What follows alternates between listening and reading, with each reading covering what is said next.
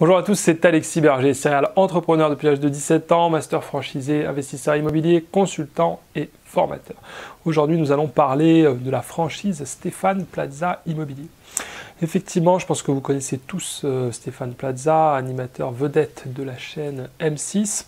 Et donc, qu'est-ce qui s'est passé? C'est que Stéphane Plaza a décidé, alors c'est assez récent, c'était en 2015, eh bien c'est de lancer son propre réseau de franchise. Alors on va voir si tout ça est sérieux ou si c'est un peu du show comme tout ce qui se passe à la télévision.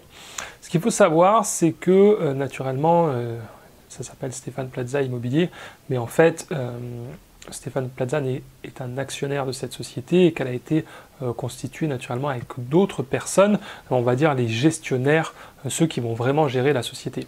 Stéphane Plaza, ce qu'il a apporté, c'est son nom qui est très connu, voilà, sa notoriété pour faire connaître le réseau. Mais après, vous vous doutez bien qu'avec des activités qu'il a, c'est pas lui qui va répondre au téléphone si vous avez un problème, ou c'est pas lui qui va rédiger les contrats, ou s'intéresser aux contrats, ou recruter les franchisés. Pas du tout, tout ça va être délégué à d'autres personnes.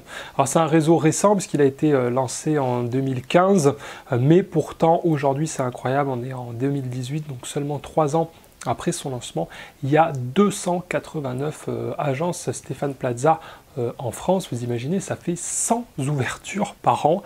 C'est absolument énorme. C'est vraiment phénoménal et ça montre une chose, ça montre la puissance, on va dire, de la télévision et de sa notoriété. Parce que si vous ou moi, on crée une enseigne, on ne va jamais réussir à recruter 100 franchisés en l'espace d'une année, 300 sur 3 ans.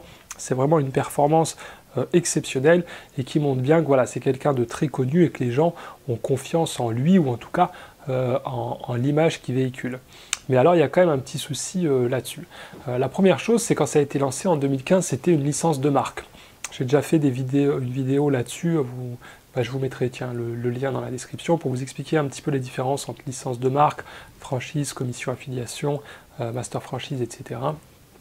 Et une licence de marque, grosso modo, ce que vous achetez, c'est tout simplement le droit d'utiliser la marque Stéphane Plaza. Et derrière, il n'y a rien, il n'y a pas du tout de notion de savoir-faire, ce qui est vraiment indispensable en franchise. Donc là, on va juste vous dire finalement, vous pouvez mettre sur votre devanture Stéphane Plaza Immobilier, c'est tout ce qu'on vous donne.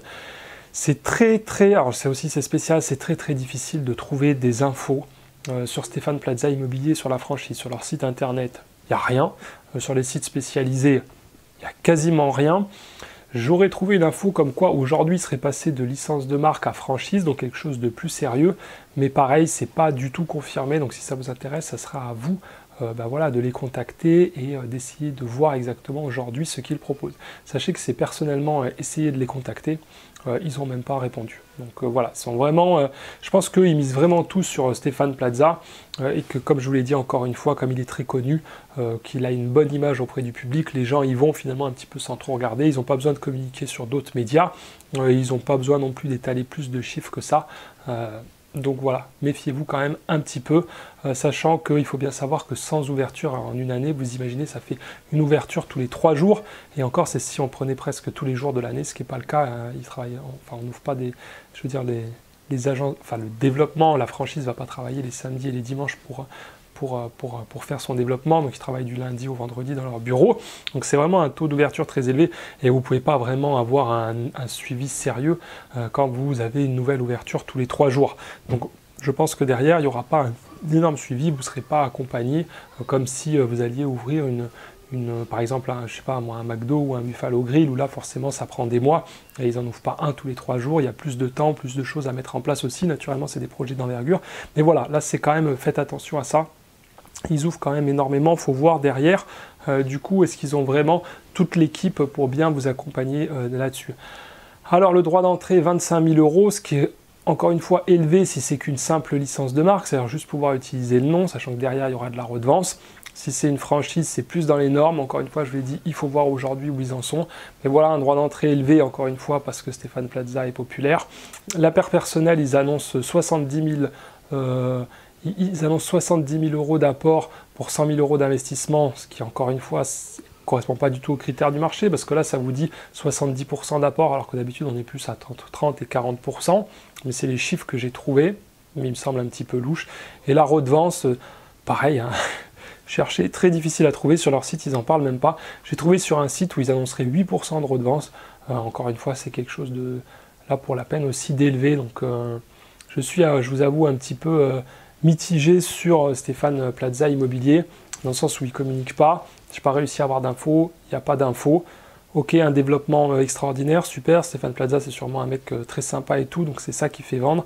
Après, c'est juste vous à vous dire, est-ce que parce qu'il y aura marqué Stéphane Plaza au-dessus de mon agence immobilière, est-ce que ça vaut les 25 000 de droits d'entrée, les 8% de redevance?